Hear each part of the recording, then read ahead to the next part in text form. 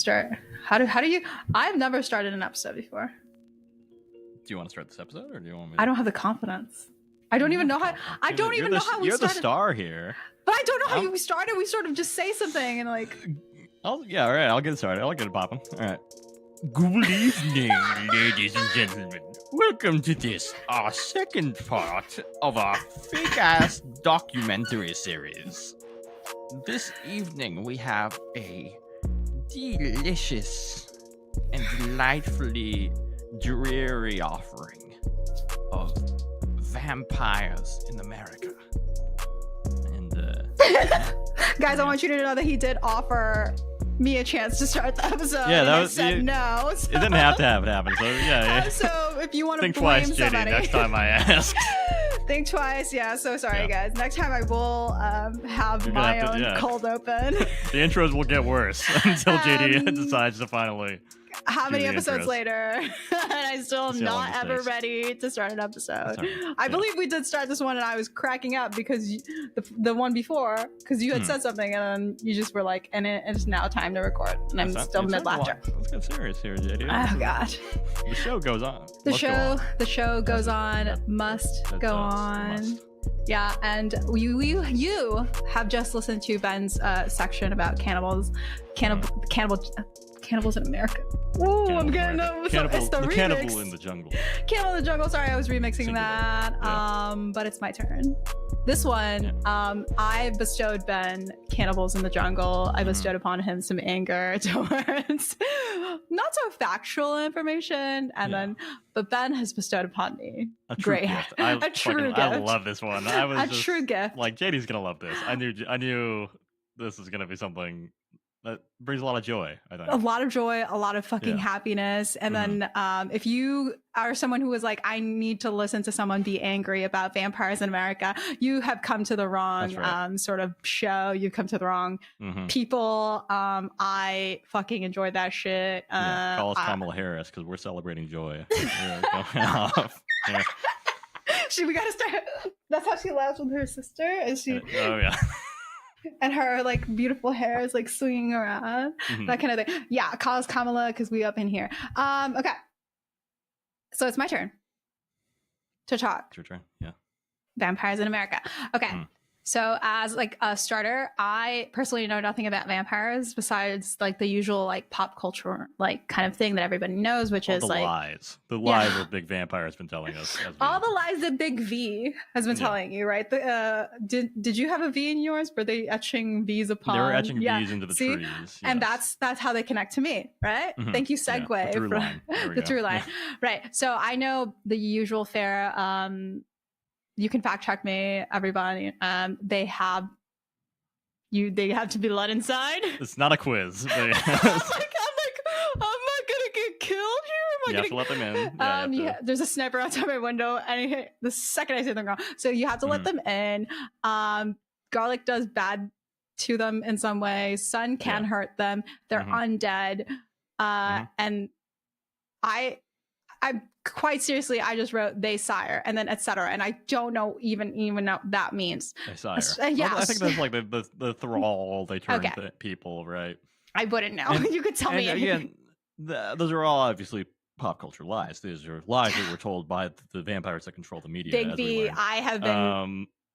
I'm a victim of the Big V, right? The Big V has gotten you. The Big V's gotten me. Especially, I'm flagging that you said they are undead, which, as they say, they are a species of human in this. I tell you, no shit. Yeah. Okay. Right? I am a baby about them, right? During I wrote this exact section in the car. Okay, so I really was struck with inspiration. Yeah. During the Twilight peak, I was perhaps a misogynist in my own right. Who would watch an anti-Christian Stewart? No, who would watch girl movies about vampires? Right? Okay. I lied about my brother being in town, so I couldn't come to like one of those like midnight showings. I would walk out of rooms with my cousins who were about to watch it in order to avoid watching Twilight. Its sparkle contained multitudes that I was just too young to understand. I was trying to be a boy so hard that I forgot I was a girl back then, and I couldn't love women if I hated them. Consuming this though, made me realize the following thing. As I watched it with one of my friends who had never shied away from Twilight, girl media, and the idea of girlhood, looking at the show, though, however, you'd have already run away from the concept of girl, as there is nary a single girl vampire. Vampires for the boys, baby. That's what's up. Yeah. We're taking it back. There's nary a single girl in Vampires in America that isn't maybe that one who's like gone missing, dead and about. If you're a girl in in Vampires in America, you are either dead or about to be dead in a second. And vampires ever really got their way with everyone in the world, right? Like kind of like Jack the Ripper rules. Like if you're single, you're probably a sex worker. Like you're not. Yeah, you're fucked. You're fucked every single way, right? But how does misogyny have anything to do with my documentary? And when will I shut up? So all of the men in the show who have already turned it off the second that they saw the word misogyny. When will I shut up? Stick around, boys. Stick around, fellas. Do not worry. Everyone who left because we were being too smart, you're about to leave now. Just kidding. No. When will I shut up? So that you don't have to hear my they them dulcet tones. That is sexism. It's not misogyny, it's sexism. Anyway, I just wanted to scare you.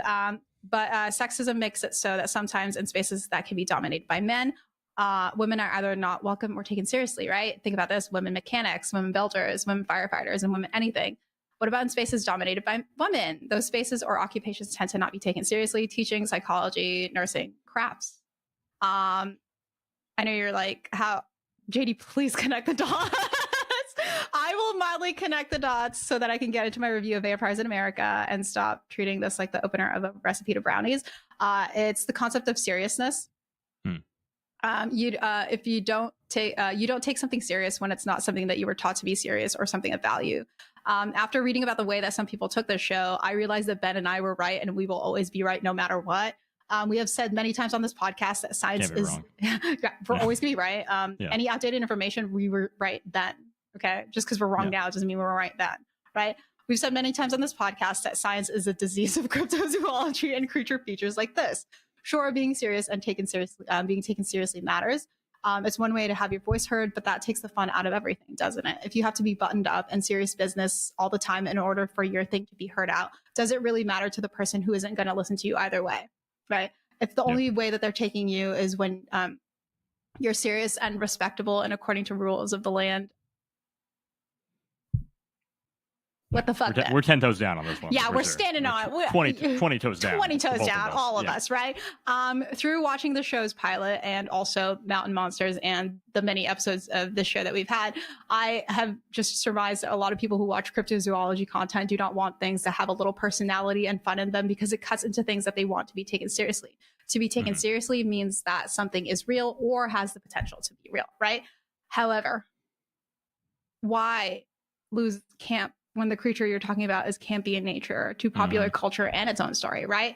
While I go through my review or like dissection of this episode, one single episode.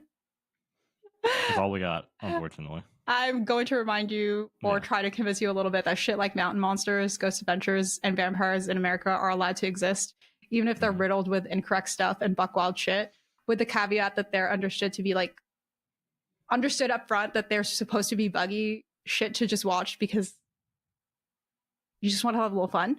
You don't watch those shows. You don't watch Cannibal in the Jungle to learn 94. Yeah, you're not going to learn. It's entertainment, right? I'm not lumping it, though, with all that shit on History Channel about ancient aliens because that's rooted in something that I'm not personally equipped to talk about here today. We've probably talked about in past episodes before that I'm sure Ben and I will remember throughout this whole thing. And I'm going to go ahead and get ahead of myself because I know that some of you might think, does that mean JD is allowing misinformation because it's camp? No, girl. Let me borrow from episode 26 of our show. Andrew David Thaler and David Shipman released an article aimed to help scientists who basically encounter the shit from fiction, from like fake documentaries, right? Like this, right? Like the article is called Fish Tales: Combating Fake Science in Popular Media. And it presents ways that scientists can combat fake science by getting ahead of the game and also being aware of the game as it happens around you. Again, I recommend listening to that episode so you can hear us again. That is the Mermaids and Montauk Monster episode, one of my favorite episodes. listen to that entire episode to get my point of view on how sometimes the onus of combating misinformation is on the science community and science communicators like Ben. Because I hate to quote myself. Certainly not. No. Right. Yeah, go listen to that episode and come back to here because I'm pretty sure I'll refer to that multiple times. We're also just entertainment. Let's be clear. Yeah, we're also just entertainment. We're not science communicators. We riddle some of the things that we say with like sources and all that stuff. But first and foremost, we're just... That's entertainment, baby. That's entertainment, baby. Right? Okay. So let me actually get into the review with all that caveat and intro. If you've not watched Vampires in America, it's available to stream online. It's a very easy watch. And I hate that it's still one episode. God! Oh! Okay. The first and only episode introduces you to Eric Street and Marcel von Tingen. Two of the only vampire hunters in the U.S. too. The only ones protecting us. The only ones protecting Eric us. And Marcel. Yeah. Eric and Marcel, who are... They have been working together since 2001.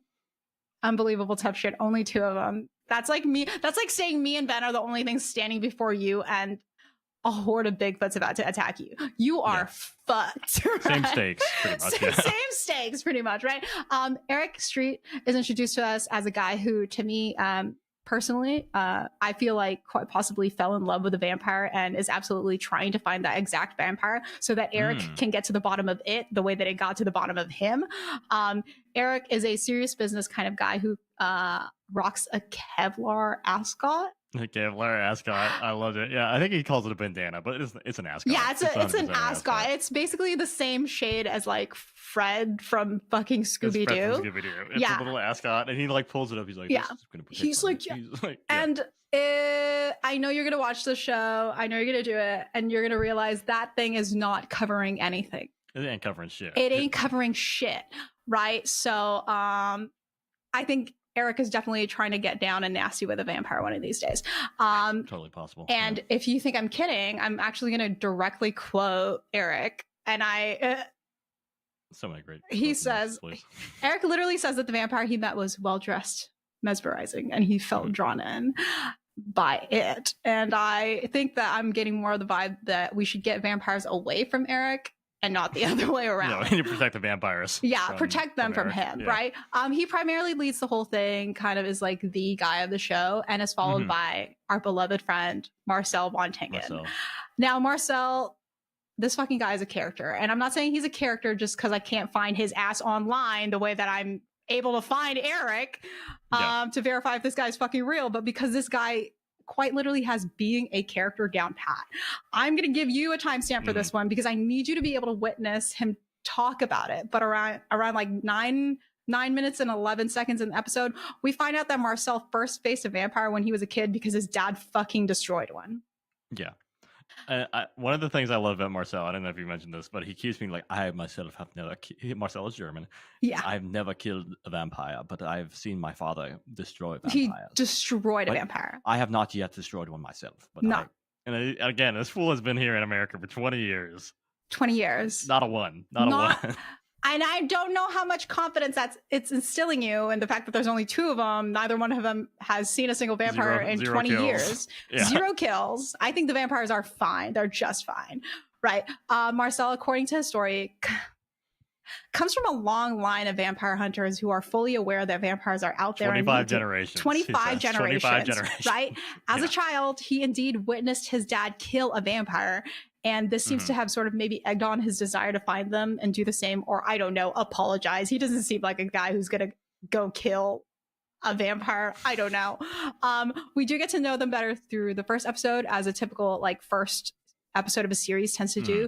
We follow them around Arizona while they try to track down evidence of vampires harming humans. They get in the way of cops, detectives, and say a whole bunch of random shit like it's factual. One of the things that my friend noted when we watched this is that it has, this single show alone has created a new source of inside jokes between the two of us after like 13 years of being alive. That's the magic of the show. Because they literally will say, it is said that, or it is known, or is believed about something that is not. In no way based in reality. Yeah, right. Completely made up. Yeah. They'll stress something of like, it is known that, or it is said that. And I'm like, who fucking knows this? Who fucking said that? Right? It's wild. Yeah. I mean, the setting is Arizona. It's Arizona. The only NBA team in Arizona is called the fucking Suns. Okay? Can you think of a worse place for vampires? It's hot. It's hot.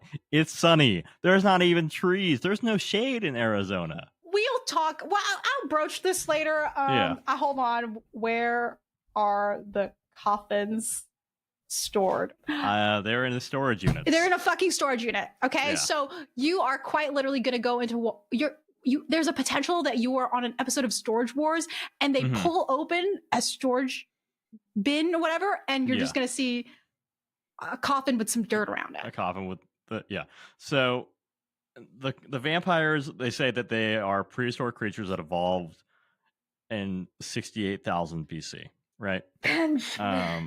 So they're around the same time as anatomically modern humans, I believe, right? I think we were, but they evolved purely to drink blood.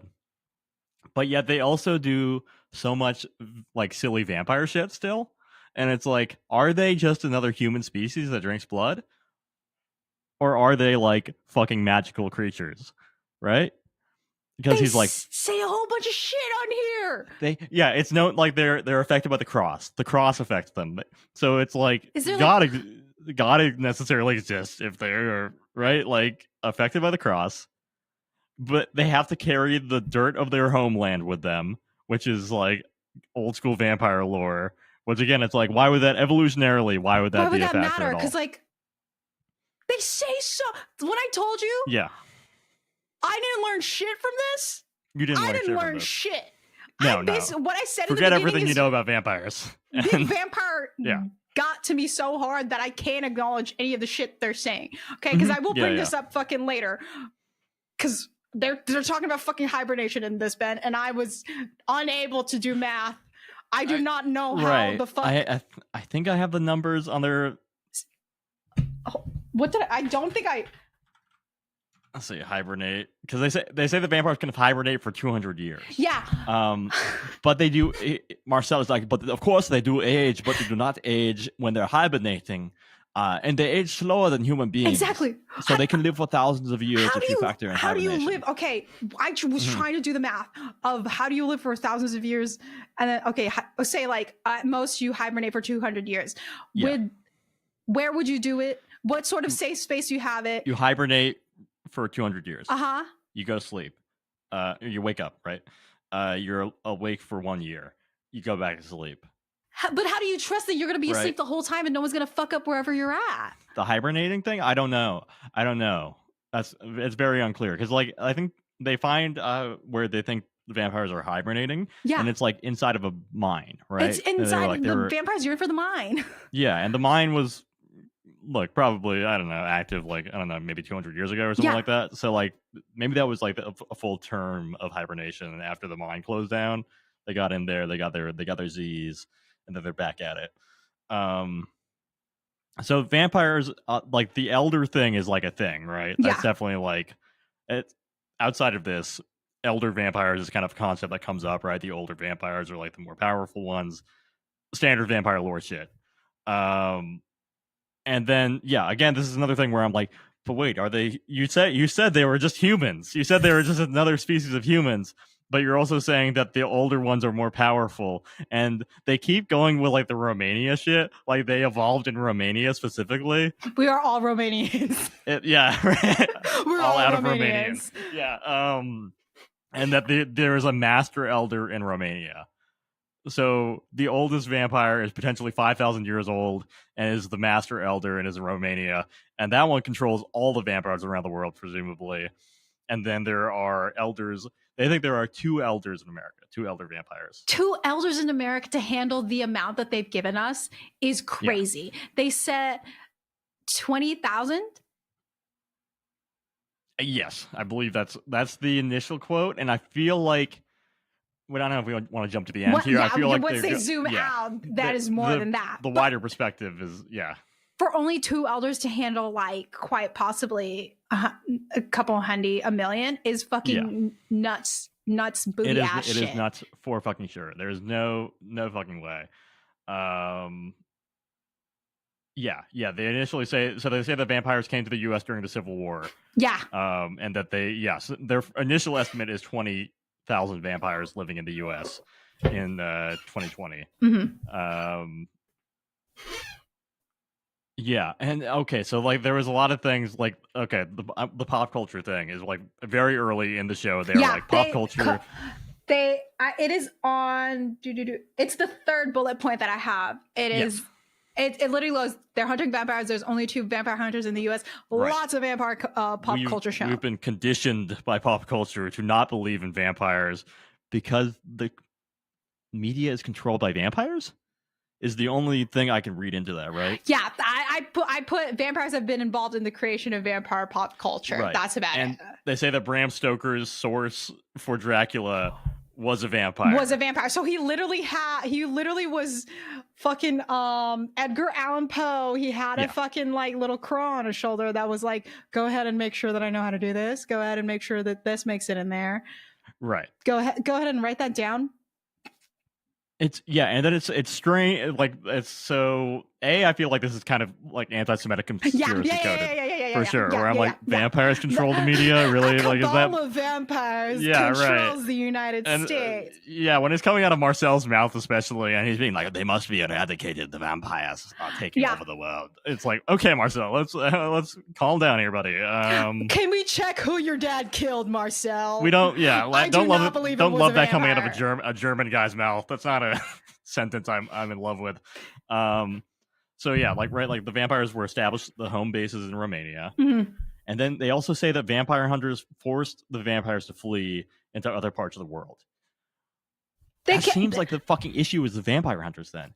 They made it everybody else's problem, right? Well, as humans are wont to do. They could have just left them in Romania. Leave Romania to the vampires. No. Bring it all over everywhere. Take the vampires and push them over during the Civil War time to America. Mm-hmm. That's fair. All right. Yeah. What did you think? So early on, they started talking about the V-tube? What do they call it? The VNet? The VNet. When we were watching this, VNet is their elite vampire intelligence. If you think about like NCIS and how Abby has like all of those things where she can pull up that information, that is what they're doing. They're basically like, find me the nearest elder. Find me the nearest elder. Right? That kind of thing. Like if you've seen cryptid creature or hunting myth type shows, you'll be familiar with like how the show is like kind of done, right? They identify a problem, they have a witness, they have interviews and all that stuff, and they have data information gathering sections. Mm-hmm. Which is mostly, I'm going to log into I'm going to get on my VPN. Yeah, right. And I'm going to access some secret dark web shit that's going to show me the nearest person who has been harmed by a vampire, and we're going to go fucking find them. Right. Yeah. And also like VNet, everything we see from VNet is like publicly available websites. Like they show, one of the things they show is like drained of all blood. And I was like, oh, that's a pretty distinctive phrase. So I Googled it in quotes and I found the article they were looking at. And it was an NPR article about cattle mutilation in Oregon from like a few years before. And they were like, this is about the murdered hiker. And I was like, you guys, this is so lazy. Like, I fully believe that listen, VNet is just like a Google Chrome, but like for them. I think so. Right? Maybe it's like the stereotypical like black and green situation where it's like, this is the Matrix, but no, it's... Do you think they have like a skin on it or something? Yeah, they just like, have like a skin. Old school, yeah, right. Right, it's 2020. Right, it's a customized Bing or something, right? Where it's like, they vampire like themed. They jailbroke Microsoft Edge. Yeah, and then someone's hunting them down for doing that, but they jailbroke Microsoft Edge so they could have VTube or whatever they have, right? And then as they were talking about the cattle, they have the cattle mutilation thing up, and they're like, this is. The mainstream media would have you believe that these are cartel murders. And I was like, cows? The cartel is killing cows. Is that what you're saying? They're stuffing the drug inside of the cows' many stomachs, and then they are cutting them open, but only from here, right? A very specific. Just because, like, you know, once again, we have to, like in like it's like the reverse of your Cannibal in the Jungle, where like he has to now go blame it on the fucking homie Floresiensis. He's actually like. They're saying that it's the cartel. Actually, it's the cartel that's killing cows for some reason, but it's actually vampires. It's actually vampires. It's and yeah, they have the classic. We talked about this in the last series of like drained of blood, cattle mutilation. Yeah, the crux of this show. Really. So yeah, that was fresh in my mind as we were going through this and the fucking previous. Oh God, Lord help me.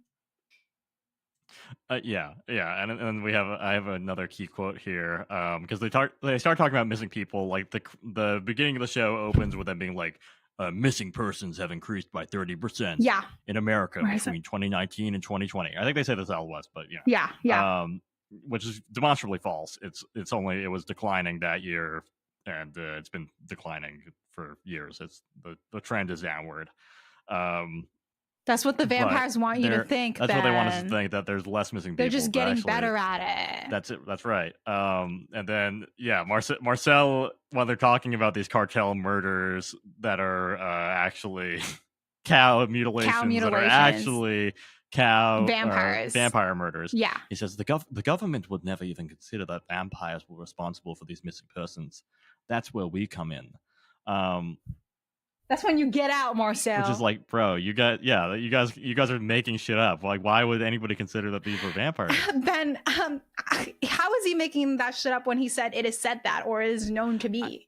I would rather have 0 vampire hunters in America than these two.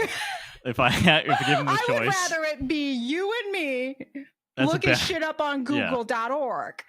You know, I think I know we said that we don't stand a chance against these two, but I do think we do stand against these two. Against these two. I did see there's a scene where they go to like a truck yard and they have a chase scene with another vampire, and they use a stunt double potentially for Eric. For Eric, he rolls underneath a trailer for no apparent reason. The trailer is not moving, to be clear, but there's a truck, and he's running between two trucks, and then out of nowhere, he kind of drops to his knees and like rolls. He could have walked around it. He could have walked around it. It would be faster for you to walk around the trailer. They do things on this show that They do things. I wanted to zoom in the people that they talk to. Oh my God! How did you feel about them? Hold up! Oh my God! Hold on. We should probably go through all of them. Because they all feel like Tucson community theater guys to me. Okay, I personally. Yeah. Starting with Jacob the rancher is the first guy I have. I have not Jacob. I don't believe this man has seen a fucking farm. And then I put seen actor. A cow in his life. I don't. Right? Yeah, 100%. I wrote here. Yeah. Where is it? What did I write? I think there's a very obvious mismatch between Eric, Marcel, and the people that they interview. Absolutely nothing feels organic. It comes out like this, right? One side is giving out lines from a script, and the other side may or may not be reading out or have been given out their lines that very morning. None of the witnesses seemed like, if you pried into any of their answers, they can't give you any more than what was their script. They cannot expand upon anything else. No. The show, I think, fully would have benefited from improv actors who know the lore of the show in its entirety, and Eric and Marcel's character story, because then you can improv and say, yeah, like, I heard XYZ. No, all of their answers is literally like waiting for Eric or Marcel to say things, and anytime, and then responding completely fixed. And it looks absolutely like it was filmed like this. Eric and Marcel say your stuff, and now you monologue, and we'll just kind of like chop it together. That's and then they clip back to, that's how it feels. It's so unnatural. Yeah. It's as if the actors were given like a script. Hold on. Yeah. They're given a script to memorize, and then like they are then told that Eric and Marcel are going to ask you questions. Try to answer it with the script in mind, and it's kind of difficult to play. It's not against the acting skills of the people. right? Because I think any other place, if they weren't against Eric and Marcel, who was they just... make Eric and Marcel make it impossible. Yeah, for sure. I think anybody, I think once again, you and I personally could have done that entire scene and made it a little bit more believable. Yeah. I think Eric he's maybe more charismatic than Marcel, or at least is like able to pass more as a human. Eric. I think that probably Jacob is the high point. Like, I think Jacob's performance is maybe the best that we get in this. Yeah. And Jacob is like pretending to dig a hole in like the cleanest, like buffalo plaid shirt and like Wrangler jeans, brand new Wranglers I have ever seen. And he's supposed to be like a hardcore rancher guy in fucking Arizona. And it's like, why the fuck would he be wearing this? Fit is crazy. He's literally someone who would have been on Mountain Monsters and they would have said, a vampire is going to kill you. You better leave this fucking farm, dude. They literally would have done that to him. They would have called him a concrete person. They would have called him a city boy to his face. Mm-hmm, Get back on that pavement, young man. I wrote this. It almost felt like an episode of Punk'd where Eric and Marcel were the target of a very long joke. It is like, hey, I found these witnesses. Yeah. And you're going to make sure that you answer them exactly. And it's like, I've never seen like the two stars of the show that seem less like in control of it, or like their perspective seems valid, or any, like they just seem like such the butt of the joke immediately. Yeah, like there's a long con on them where they are the only ones who think, or at least Eric Street. Straight is a producer and showrunner, right? Okay. He has quite a few like titles on his back. He has recognizable works like since like 2003, right? Yeah. This could like on the one hand, this could be just like Eric. This is his hobby, and then his job of being like a showrunner and producer makes it look incredibly fake and untrue. However, I think it is filmed in 2020. In a couple of weeks, and they couldn't get a guy to play opposite Marcel, and I quite literally couldn't find anything on Marcel. Who could play against Marcel though? Nobody, like genuinely. Like, I think if you place, because I feel like Marcel is supposed to be like this person who's like straightforward and really into it. I've been doing this 25 generations of vampire hunters. I'm the professional, but he just comes off as like somebody's uncle who now has a very strange hobby. And he met a guy on like, he put out an ad of like, is anyone interested in this? And now he's connected with Eric, who if he was hanging out with him since 2001, it might have been a very strange moment in his life, and now they're stuck together forever. They met on Grindr, and they're trying to explain to their nephew that they're just like a couple of friends. They're friends, and this vampire hunter thing on this, It's like, is that, hey uncle, is that like an innuendo? No, we quite literally we hunt vampires. We're hunting vampires. It's I mean, so to give you kind of a taste of like the acting, I think like even like Jacob, who I said is the best actor, the best one. His whole line readings are like, they killed my calves. Like everything is just like, it's like so like dripping with like I'm a macho man, but I've never seen something like this. They cut the eyes out, they cut the tongue out, they cut the asshole out. And then Marcel is like, well, the mainstream media would have you believe that they're aliens, but actually it's vampires that are doing it, and they're removing the through the asshole to make you believe that they're aliens, but actually it's the work of vampires, because vampires can live off of animal blood if they need to. The other one is like, I could talk about like the guy who's like supposed to be a detective who's leading them to like a crime scene, and then Eric is just like, hey, these cops are stupid. We've gone ahead and tested this thing, and it's supposed to be actually from wherever. It's this dirt is from Europe. The detective guy gives like, I think everyone else is like community theater. I think the detective guy is a porn star. He's the only one who is on IMDb who isn't like a producer kind of thing. Is it like hold on, MILF Hunter Volume 4? Is that his credit? No, hold on. Okay, his name is he's got a real name. His name is His name is Brian Lemons. Brian Lemons. He's been in War of the Worlds, Extinction. Okay. He was in Visual Bible for Kids, Bible Man, Sea Monsters, A Prehistoric Adventure. Okay. So he's been in things like he's an actor, but he's an actor. He's not a detective. Maybe that's what I was sensing there. Yes. He's definitely not. He's for sure. He's not a detective. Maybe it was just like the energy of the show. I was like expecting them to all fuck.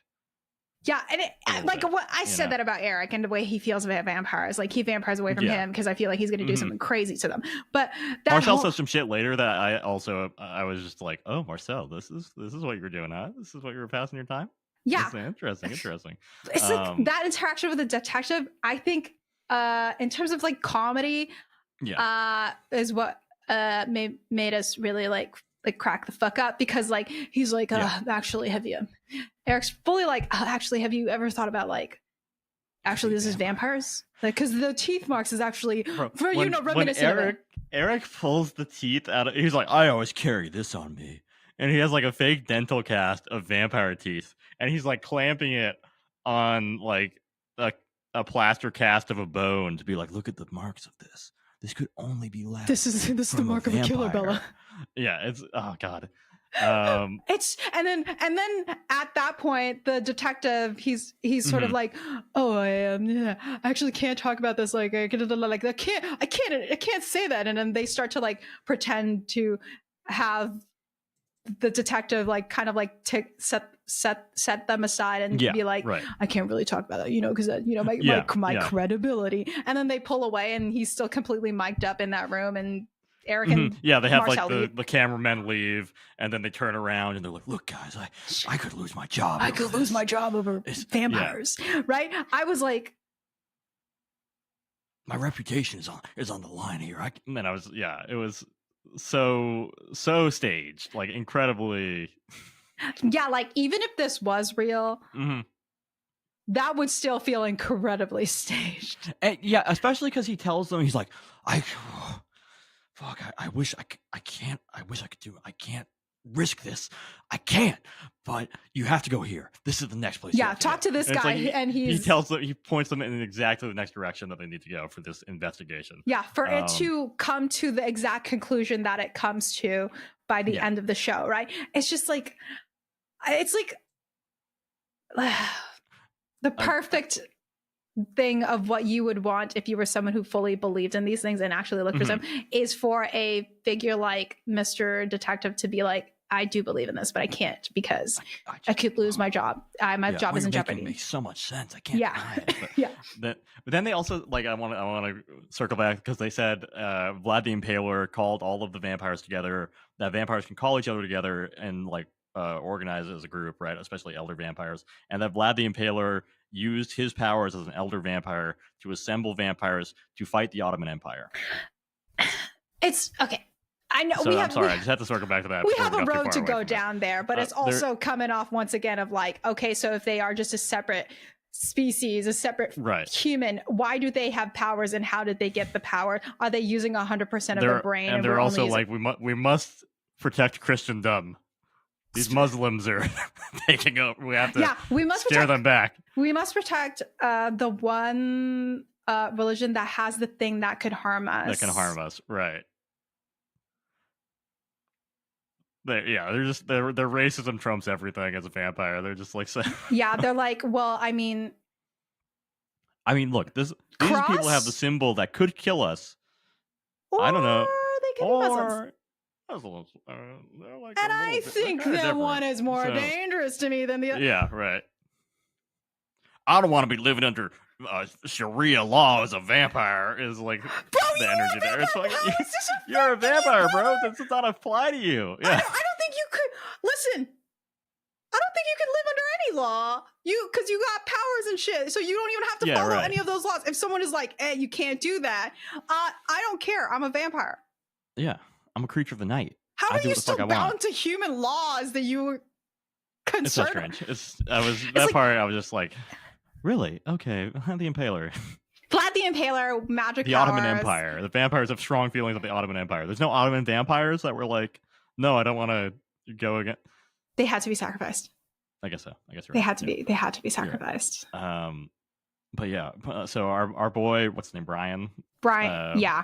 Our PI points them towards vampire survivor Aaron. Aaron, right? Who is perfectly seated in a beautiful dark room that is lit from the outside, and but they open the door, and they act like Aaron like attacked them. Aaron, who is mic'd already. Aaron, who is already mic'd. Aaron, who is already mic'd. It's like, I don't want to talk to any journalist or what are you, police? And he rushes and he's like, wearing an orange ascot. He's wearing an orange. He's not a cop. He charges Marcel. You look at these two guys, you're thinking cop at all. I mean, I'm thinking informant. No, not even. Nobody's gonna tell these guys shit. I mean, fucking Marcel is wearing kind of like hunting fishing outfit, right? They are wearing the same outfit this whole time. He's got a lot of pockets. Yeah, Marcel has a lot of pockets going on. He's got a fishing situation going on. Yeah, where I think the ascot really takes all of my attention. It's a bright orange ascot. It's a bright orange ascot, which he also says that he wears because it distracts the vampires. Because if they see, I'm telling you, I didn't learn shit from this. Well, if the vampires see a neck, they like go fucking nuts. So it's kind of like he has to cover up, or else the vampires are going to get like too riled up seeing his beautiful neck. They get distracted by like the thing. They're like, oh, like where did you get that from? Oh yeah. So like, oh my god, that's so stylish. Like, what is it made out of? It's like a vampire conversation starter. Yeah, it's a conversation starter to distract them from your neck, so it gives you a little time to run away. Because when you're like, yeah, it's made out of Kevlar, and they're like, what are you fucking talking about? And then you run. Yeah. I don't even know if Kevlar would be an effective tooth deterrent. I think like Kevlar you can cut through. Yeah. So I think you can like stab through Kevlar, I believe. Can you cut through Kevlar? You can cut through Kevlar, but it is difficult and it will dull your blade. But you can still do it. It's not going to be like...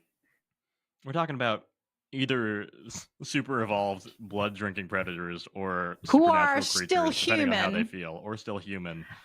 So they've again like they call Aaron's mom to find him, and they go through they don't go through VTube or VNow or whatever. They go through a good old fashioned name, and and she's like, oh well, my son Aaron, I don't know if he knows about that vampire story. It's crazy. And then she shares his address and like where he's at with these two strangers at night. Yeah, they cold call in like the middle of the night. I don't even pick up my phone. I don't either. And then like there's the way the vampires turn is very confusing, because I feel like they said that they couldn't be turned earlier, but then Eric is like, there's a possibility that Aaron could be a vampire himself, and I'm like, isn't it just genetic? Like at this point I was like, wait, like it's like, okay, if we are a different species of human, how her mom is a vampire, his mom's a vampire, and then like something happened that triggered it, that's why he's acting like this a certain way. Like it is something it's definitely something that like if the show went on, I'd have been very interested for them to like unveil how of like, what do you mean like they are a developed species, different thing from us, but they have magic powers, or they have supernatural abilities, and supernatural, and they're also like parasitic. They need to have humans around because they can't live off animal blood forever. Like it's like so many schools of thought of what a vampire is, and it's a gumbo. It's a gumbo of vampire shit, really. And I would love some more of this gumbo so that I can stop being another bowl, sir. Another. Marcel does explain like how the turning works, though. Mm-hmm. Did you get that? He says that you can still be turned by being drained of blood, and that the vampire blood is placed into you. Yeah. But then he says the vampires can't procreate.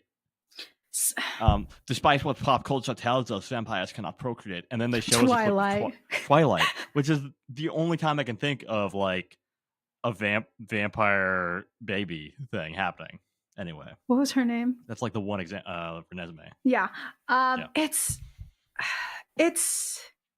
insane. It's fucking nuts. The whole thing is just How did it not get picked up? Really, I just like the big issue for me. It's like, oh god, what else? Hold on. Special attack. They found a beat. Blah blah blah. Tony. Who the fuck is Tony? Who the fuck is Tony? At one point, my friend did say, "Do you think they explored each other's bodies?" I think Tony's at the end, right? Oh yeah, like yeah. The last people they say, yeah, like the fucking yeah, they really talk up like, oh, we're in such a rough area of Tucson, and it looks exactly like the same. They're down the same road. Their headquarters is, and their headquarters is just a garage. It's a garage with a lot of computers and tables. Right, some desks in there. Yeah, and it's. I know it's coming off that I have a million trillion gripes about this whole thing, but I did like it. It's just when you think about it a little hard, you go insane. You can't. Yeah, I mean, again, we're doing what the show is not made to do. I said you don't watch this to learn something 95% of the time. It's entertainment. Yeah. But I could have a gripe, and I'm not gonna be like, oh, and now take it seriously. Yeah, it is like. I'm saying this is weird and off, not because it's weird and wrong, but because you could do something better about it, right? Like, you definitely could. Don't give me something new and interesting and then say something else that's stupid, right? Like, if you're going to say that they are a species of human that like is an offshoot and then now they have this, like maybe then don't make them supernatural creatures of the night as well. Right.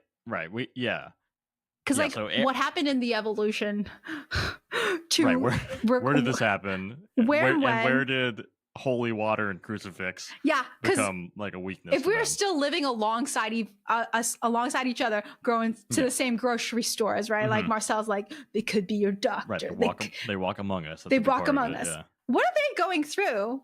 Or what did they go through time that made them this way but didn't make us a certain way? That is like, when I complain about it, it's because I want them to go down that sort of road instead of just like saying it is known and then I genuinely think that they wouldn't have committed to it throughout like the rest of the thing, right?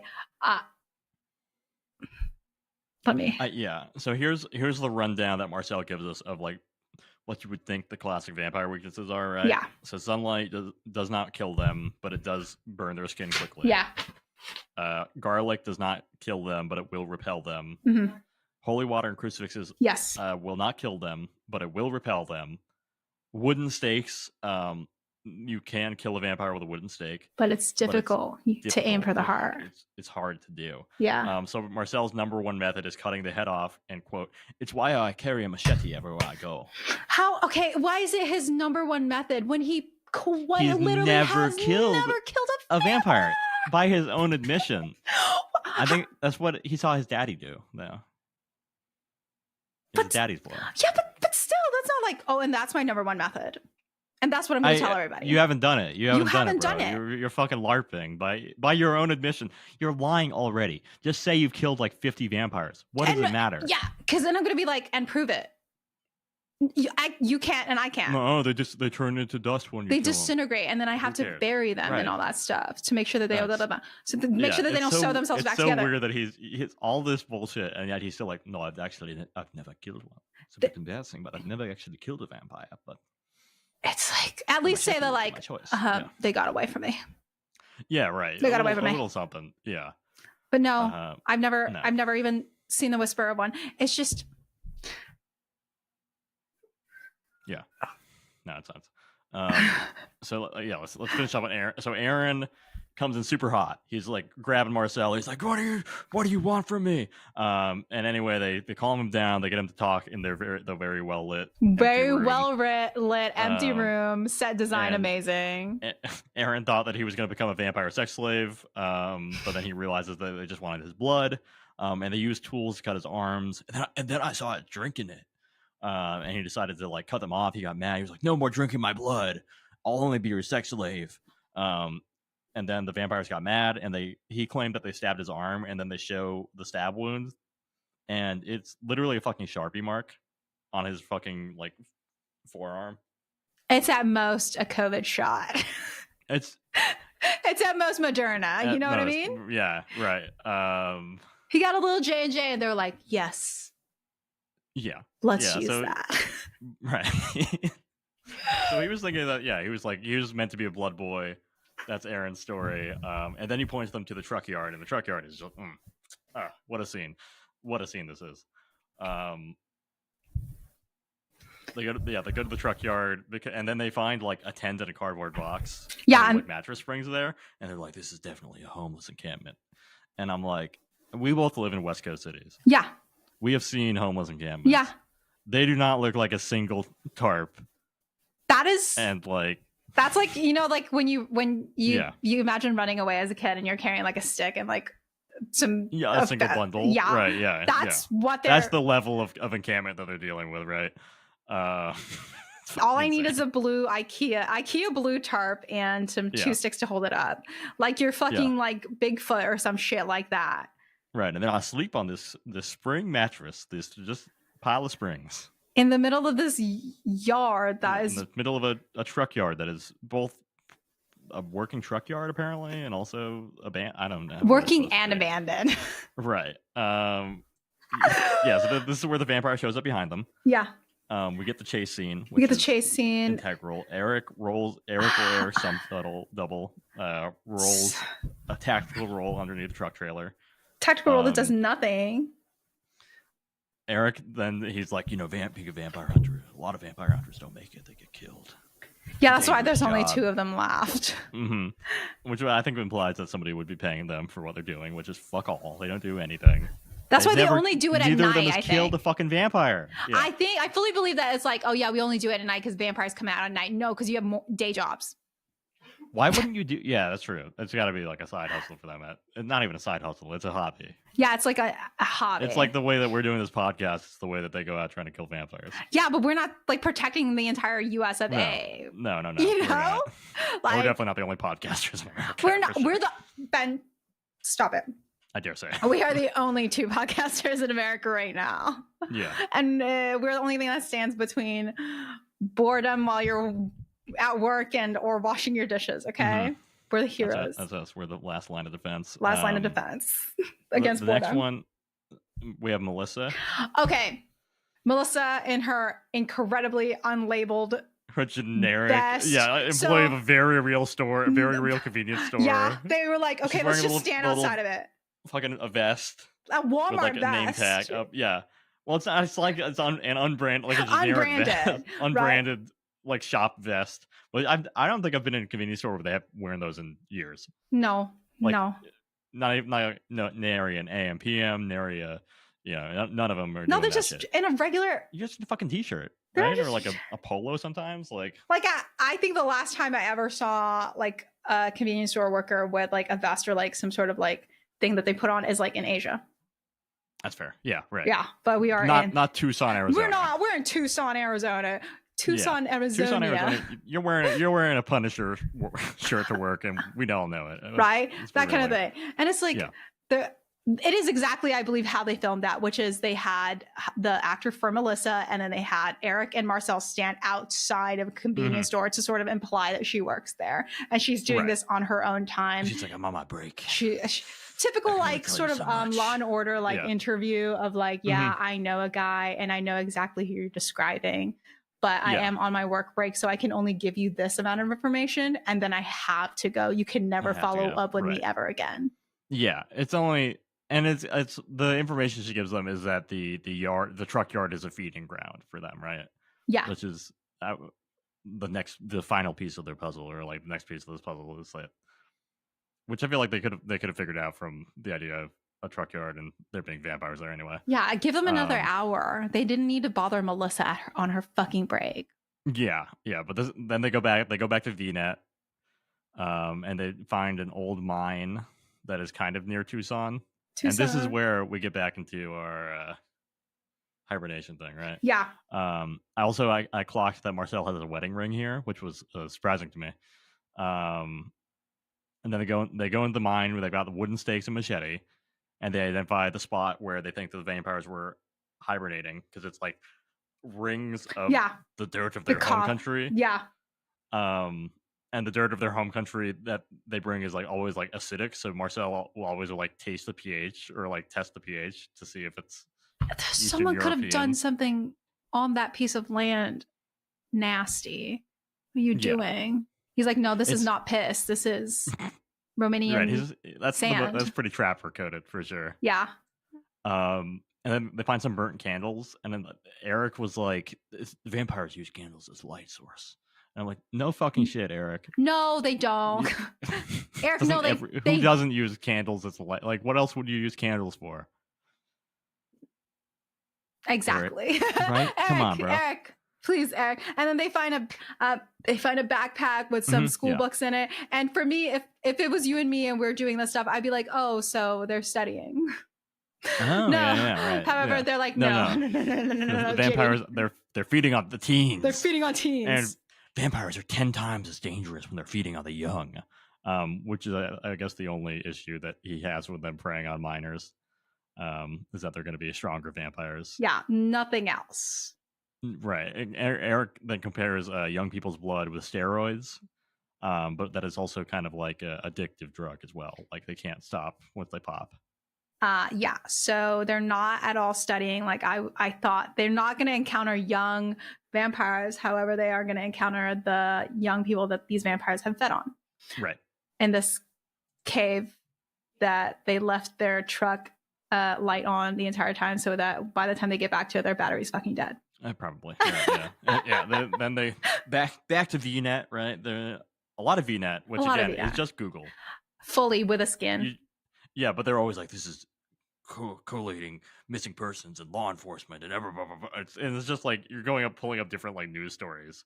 It's like this is okay for two guys who use their phones like this. Yeah, the hunt and peck. Yeah, right. VNet. Yeah, VNet is an incredibly powerful tool. And they find a cluster of missing teens and the warehouse district of Tucson, which who knows if that's Tucson, Arizona. Is that because you guys aren't allowed it within 1,000 feet of a school? Like, what's going on here? Like, all these teens doing in a warehouse area. It's the schmuck and drugs. We find out what the teens are doing in the warehouse areas. We know. Yeah. Because they go in the warehouse district. They enter a building, and they focus on for a long time on graffiti of an Oni, like that. And then they find a V spray painted in a circle. That's what I clocked. I was just like a V. I was like, okay. Yeah, that's a big one. They keep mentioning the vampires love to mark their territory. This is where they have killed somebody. Yes. Type this shit. Is like their hunting ground kind of shit. Yeah. And then there's like a bunch of old pinball machines and arcade games in the warehouse. And this is where they do their single jump scare. This is their single jump scare. We see Eric Marcel. They're like, what is that? And they go there, and then like a figure appears behind them, and you're like, oh my, the vampires are back. They're gonna take our boys out. But then it just turns out that it's kind of like the big dog on campus of Tucson Community Theater. It's Tony. Tony, who already has a camera behind him to catch Eric and Marcel's reaction, and a cameraman to catch. He just snuck up on him. It's all it's just real nonchalant, real. And this interaction is even more one of those things that's like, did someone tell Marcel and Eric that someone was going to be there and that they were going to have to remember some lines? Because that was, I feel, aside from Homie in the beginning and the farm, this one is like, couldn't you guys have just workshopped this scene a bit more? Yeah, I was thinking Tony was a vampire still. Like, by the end of this interaction, I was like, he's gonna be revealed as like a vampire, right? Yeah, like somewhere down the road in the show, they're gonna get like another visit from Tony that mirrors this exact thing, where like the camera pans and it's just like Tony, and they're like, oh, you lied to us, Tony, and he's like, it's not, I wasn't lying, it's just the omission of truth. It's Tonovich. I'm Romanian. And I'm. Oh my god. Yeah, because Tony's whole thing is that he takes money from mysterious, like shady people to put on warehouse raves. Raves. Right. That's where, and you can already make the connection. That's where they get the teens to feed off of, or some shit. The teens are going to the warehouse raves, and they're being picked off by the vampires. They bring their backpacks and their lit books and math books to the teen rave. To the teen rave, as you do. As one is to do. Right. And then this is where Marcel is like, "Oh yes, I've noticed this is a common vampire strategy while living in Berlin's nightlife scene."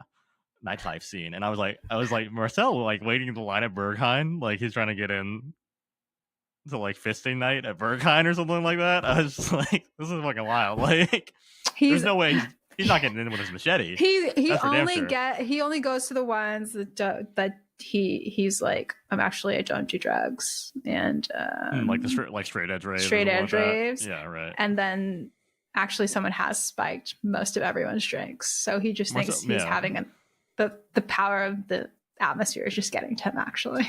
Yeah, right. Maybe he's going to a silent disco. I feel like that might be Marcel's speed. Yeah. We're almost getting to one of my favorite parts in this. This is close to the end chronologically. What have we got for your finisher here? We get the whole thing, and then like we get a guy who like Tony is supposed to like. Is once again my hand. I am a victim of my own handwriting. They got like is it like the random Eastern European sounding Sergei Molovic? Sergei. Yeah, right. Yeah. And I was a fool, and I did try and look up this name. And you know what? I did not even write down the name. Fuck my life. No. I was like, yeah. Whatever. I wrote it down because I was like, yeah, I'll look that up later. And then I looked it up and nothing came up. No, Sergei Molovic, he runs shit. He runs that shit. In Tucson. And it's revealed that actually he's the head of a wide storage unit network across the country. He's a storage unit mogul. He owns what's that one? Hold on. That might be liable. We can't say. He owns a series of generic storage units. Generic storage units that don't have an emblem on the side. Right. Yeah. And so like the finale is they go to like the storage unit place. Yeah. And they're cracking open every single unit one, and all of them are unlocked. So the vampires are the only clientele of the storage units, and all of them only have a coffin and dirt. And the dirt of their homeland. Dirt of the homeland. And then there's also like one with like a jar with some red food coloring at the bottom as well. But that's like. Yeah. And like maybe like a V or some shit like that. I don't know if it's implied that they're all unlocked and empty because like there were vampires there and then they like ran and left because they heard Eric and Marcel were coming to beat them up. I don't know. 5-0's here. We gotta clear out, but yeah. And then my favorite part of this ending thing, which really made me even want more of this, because the implication of a sort of near immortal vampire that they're going to have to sort of explain away isn't an actor, is the photo that they find. You don't think that's an actor? I think that's an actor. I think it's an actor. They're gonna have to explain that. Yeah, right. They're gonna have to Photoshop so many more things. He's hibernated, but he didn't hibernate through the gold rush or some shit like that. Right, he was awake for the gold rush. He was awake for the gold rush. And like, look, maybe he's a little aged now, but it's like, it's fine. It's the vampire's aged a little bit. Yeah.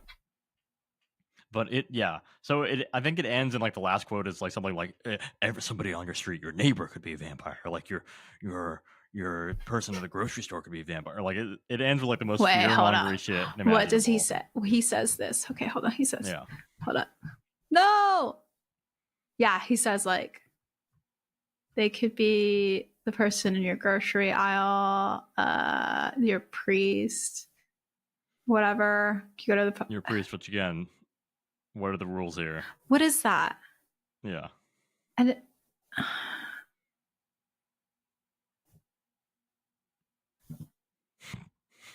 it's like, okay, like again, like I'm not like going because it's stupid, but it's just like it's like I am. but in a way that could be entertaining if you actually put your watch the shit out of the shit if they kept going with it. Yeah, one of the reviews said if they weren't so subtle with a comedy, this could be a brilliant weekly series. It could be. 25 generation vampire hunter, awesome. These two goofballs travel to Patagonia, Arizona. They encounter several silly characters actually traveling to a supposed vampire kill site. They claim a vampire sucked the blood of its victims in the desert. The person who led them through the spot conveniently had cast of bones of the murder victim. Those characters are just begging to be developed. It develops from there and is hilarious. Hopefully the writers realize that they have and seek funding to develop the show. This is like Vampire Hunters meets Reno 911. Bravo. I'll change this to 10 stars. They give them a 1 if the writers make this a weekly series. And it's like, okay. Yeah. What is the Taika Waititi? What we do in the shadows? The one that's in the 2 cops. Wellington Paranormal. Yeah. It could have been an American Wellington Paranormal that took itself a little bit too seriously, but still had moments of like, thing. And then the thing with me is like I don't even have to have it be like Wellington Paranormal. You could just give it to me straight, exactly like how they want it. Exactly like how it is. Exactly point for point, like with some amendments based on our feedback of like just sticking to one thing and like developing it. Right. And because it's like I don't know. It's like when I was looking through like people's like let me see. I found a whole bunch of reviews that I thought were like interesting because I don't. Where's it? Just let me in. All right, one. I don't know. Okay. It's like when I was watching this, it's like fully in the brain of like I'm doing this for the podcast, and also like I think this stuff is fun and it's very like hilarious, and it's just like this person said like the first and most glaring issue is that vampires do not and have never existed. This show is painfully bad and contributes to the dumbing down of America. Somebody's bought the lies that big vampires. Encouraging viewers to ignore scientific facts, and it essentially says it's okay to be stupid. If the Travel Channel wants to reach new heights of unbelievable absurdity, why not create a show about 2 people traveling to the South Pole to prove the Earth is flat? In summary, Vampires in America is a disservice to viewers and a step backwards for television, which I think, I think that you could have said this instead for Ancient Aliens. Look, I think if you're being fooled, by vampires in America, you're gonna fall for anything. There is if you fall for this, you fall for everything type. 100%. This is like if you're believing Marcel and Eric, you're hopeless. Like any misinformation.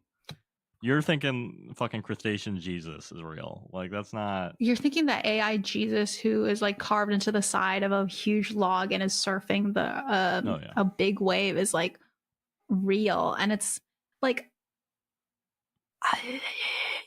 I enjoyed it because I watched it with a very specific lens, right? I know that we have a taste for like this funky type of stuff. Like I know we deliver like information that we cite, like, but we said, we're not like, shit. We like this. Yeah. We're not science communicators. We're essentially like essayists with a lot of time on our hands, who still love media literacy, but we have a capability to be funny and not take things seriously. Like the best review that I genuinely saw about this one was the very first one that made me think like this is going to be fucking hilarious, or at least like this is going to be good, because the first 2 reviews are like complete opposite of each other, right? The first one is like 5 stars. And they're like, this is reminiscent of what we do in the shadows. And they're kind of just like, this is, I love it. Right. There's like, it's entertaining. Vampires are supposed to be meticulous about being inconspicuous. So why leave behind marks of confirmed kills and all the messy clumsiness and the supposed kill? So it's like, this person's like, I have gripes. However, I think it's funny because it's like counterintuitive to whatever they're saying. Yeah. And then the next review is like, 1 star, and it says, "This is the silliest shit ever. The acting is disgusting. I mean, like, the acting is tear-jerking. It's so abdominal. Okay, they're saying abdominal. There's so many made-up stories and twists to actual events. Bram Stoker having a vampire mentor telling him to write Dracula to hide the existence of vampires. It's an amazing choice if you want to laugh. Delilah, what did you go into this show with? I think that's the problem of how were you expecting to be convinced that there were vampires in America? It's like, obviously there's not. There's not. Yeah. And you could go into being like, oh, it's the Travel Channel. It's supposed to. The Travel Channel has Bigfoot stuff on it, ghost hunting stuff on it, silly shit on it. Right. I think you should have come to expect that if you're being fed something that's about vampires that has like a slightly serious tone, mayhaps consider whether you think vampires are real or not. And I'm not being like, oh, you should be smarter about this. Yeah. You should just know where you're coming into is the thing. Right. Are you like going in there trying to be convinced? Like, what is the thinking? Were you expecting it to be like about like New Orleans and like kinky goths who like act like they're vampires and like cut each other and drink their blood? Like, what were your expectations when you heard vampires in America? The trailer for it is already like, oh, this is horseshit.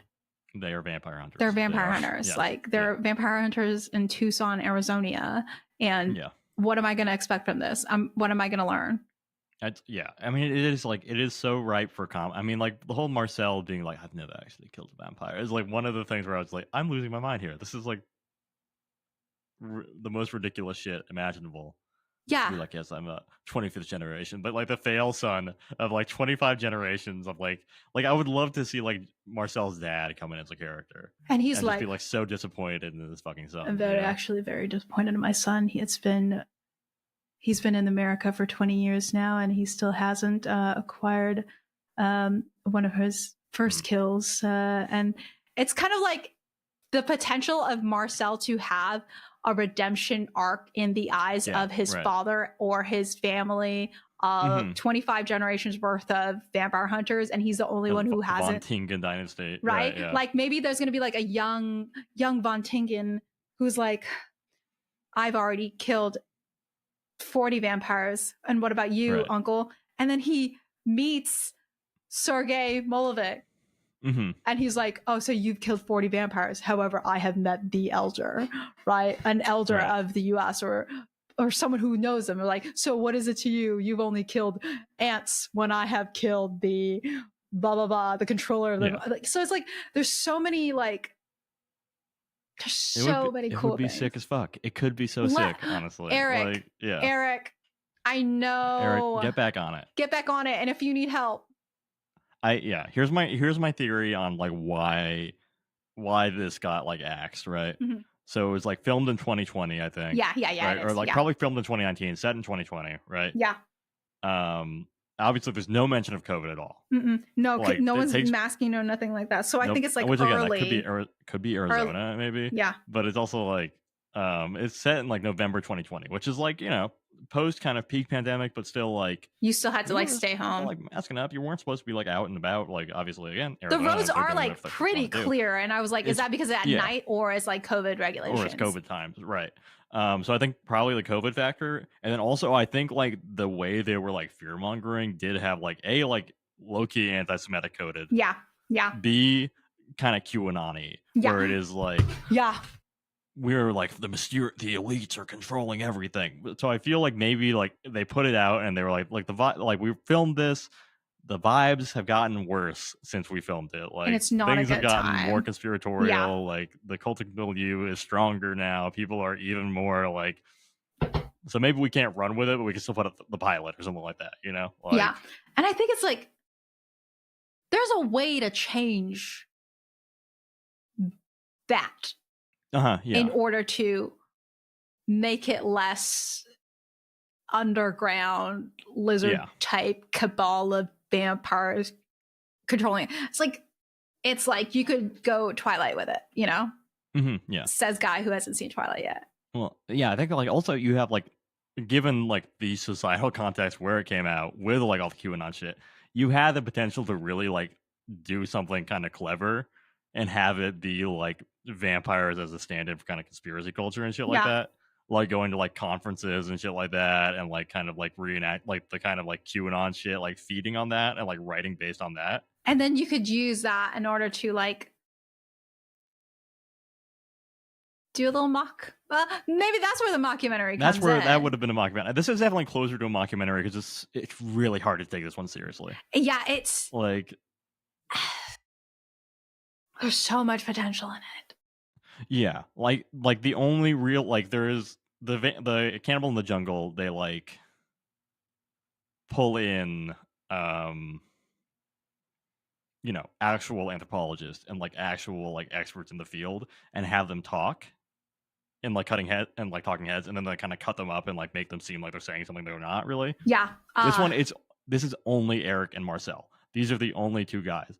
And you can't trust a fucking word out of these guys' mouths. You can't. Like it is said that, or people believe that. It's like, yeah, it's the same thing with like mermaids, right? Mermaids had a real journalist. Like one of the biggest thing about mermaids was people were like, why would you have a real journalist in there? Like supposedly like hosting the whole thing and taking in the questions. And like, it's sort of framed as like, if you don't believe this, it's because they got to you first, right? Yeah. And there is a chance to be able to have done that with this show because they're already like, you won't believe this because big vampire has gotten to you. Right. You've already been fooled by the vampire media establishment. Yeah. And it's like, there's so many ways they can turn this so that it leans harder into a mockumentary, but still has a flavor of like, if you want to take it like serious. Yeah. Right. Yeah. Like I think it could be like, the stake. I mean, they raised the stakes so high at the finale of this. Yeah. The fucking zoom out on the map of the United States is bonkers. Where I was just like, they cannot be thinking like, these two guys, they haven't done shit all episode, and now they're like, we have to tackle hundreds of thousands of vampires, maybe. We have to get to the bottom of it. What? You haven't even gotten to the bottom of you haven't fucking Aaron. It's been 90 minutes. And it's like, it's such it's such an audacious first episode that like you kind of wonder what it would have happened like episode 2, or if they if like my thinking is like if they did that very audacious like first episode, actually the next couple of episodes like zooms in, reel it back. Yeah, they're like actually, and now we're back talking to Aaron, and we're back talking like trying to sell the pilot, and they're like, look at what we could do here. Yeah, but then like next they'd have to be like, okay. Yeah, it's like not yet. Not yet. Actually, let's run this back like 2 days ago, right? You know, like the little corner flashback, and it's just like, whew, man. She's good. You know what I mean? She's good. She's so much potential. I do think that they may have, I don't want to say recast Eric and Marcel. I think we could have them as, we have to keep Marcel. Like maybe like Eric is like, I have to maintain home base. And then Marcel's going to be like the guy. And this is a chance to like sort of bring in like people of Marcel's age, and also like, hello, a young hunter who's like off to like be like, okay, here's my pitch. Like maybe it's not a younger Von Tingen, but maybe it's like a newcomer vampire hunter who has already met some vampires and has killed one. However, they did something bad, and now Marcel has to like reel them in. And then the person's like, oh, why would you need to reel me in when you've never even met a vampire? And then their whole arc is like that young vampire hunter calming down, and then Marcel's like starting to respect this young vampire, but then working together so that they can get Marcel to do a big kill. And then Marcel's like, you're so busy focusing on like getting to here, getting to there, but we're going for the top together, right? It's a chance to then turn it from like this weird like, anyway, I'm gonna get real anti-Semitic with it, right? But now I'm actually doing togetherness because I'm bringing people of two generations together by saying we can help each other get through this. Right. As long as you're not Romanian. As long as you're not Romanian and as long as you believe in God. You're right. Yeah. One thing about that though, the whole aspect of like vampires getting affected by the cross or anything like that. There is a show. I'm about to my friend does not watch this because she is afraid of some of the things that we talk about, even more so than I am. My friend is an avid BL and GL watcher, right? So she watches like Girls Love, Boys Love shows. One of the ones that she had me watch is like a vampire one. And obviously this one is set in Thailand. And the most comical part of this whole show to me was that the main character is trying to prove that the guy is a vampire. Okay. Yeah. And he's like, how do I prove that? That kind of thing. So he uses like a cross necklace, right? He gives the vampire a cross necklace and the vampire just sort of takes it and he wears it and nothing really happens other than like maybe getting a mark. And then the guy's like, well, why didn't you like, why isn't it hurting you? And I shit you not, best thing ever, best thing ever. He says, well, I am in a Buddhist majority country. I have to respect all religions. That's why it's not hurting me. And I said, this is it. This is it. Yeah. That is the one thing of like, maybe they're not all effective, you know, like, okay, so maybe I am a vampire in like a Buddhist majority country, right? Why am I going to be affected by the cross? The cross. Yeah, right. Yeah.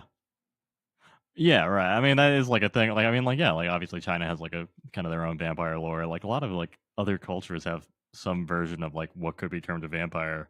Yeah, like we have like a vampire in like Filipino culture, like that is like not the vampire that like you know of as like blood-sucking creature of the night, but it's like not like the Eastern European tradition of like vampire that we have. Yeah, right. So is that like is Homegirl like a part of this like vampire thing or Are your Filipino vampires controlled by the Romanian master vampire? Yeah, or is that like I don't know, are they like a different sort of because our vampire media is different from Western vampire media, does that mean like culturally they're different? And or like the Chinese vampires have the thing where like they have to count the rice, I think it's one of the things in that lore. Ooh.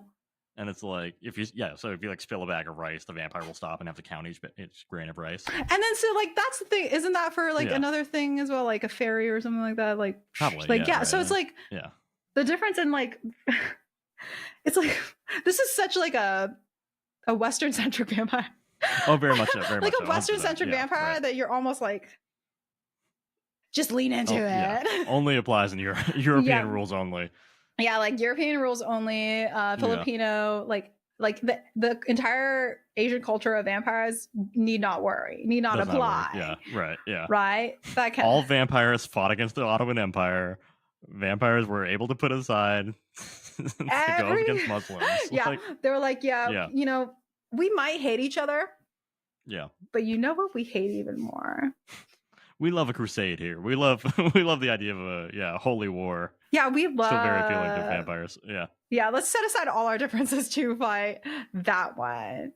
Yeah. Right? And it's I don't know. This show has so much interesting potential. That I'm kind of like it's never going to come back, right? It's a shame. It's a shame that this was kind of all we got in some ways. Because they end on like a cliffhanger-y type thing with like the Sergei Molovic type shit. Yeah, Sergei Molovic is a full network of vampires that are ready to take over the country. And I feel like they kind of imply that like vampires are trying to grow their numbers too, right? Yeah, and it's like, okay. At that point, you're still watching this. And you're still going, this can't be true. Why are they lying to me? You're not going like, oh, this is definitely not real and this is entertainment. You're still how do you still get to the end of it and then go, why would they lie to me like that? I can't imagine like watching that and be like, well, there's no way that's possible. No way. It's like it's all so fake. Like everything here. Just go with it, baby. Just like embrace the crackpot energy of the show, right? Yeah. It's fucking nuts. Do you really think the cartel is like the vampires using cartel murders to cover up vampires activity? Like it's just vampires in America. She's something else. It's doing its own thing. Hey folks, we're gonna leave it there for now. The discussion was it gets a little spicy. We're gonna get into the that's gonna bring him in. It's a called a hook. No, it's not called a hook. I don't know what it's called. But yeah, I guess the conversation gets spicy. Don't ignore the fourth wall break there for JD. We're gonna continue this in the next episode of the thrilling conclusion. More of a free-form discussion of our feelings on documentary, mockumentary, the media landscape, and the hellscape that we live in. So we're gonna leave it there for now, and then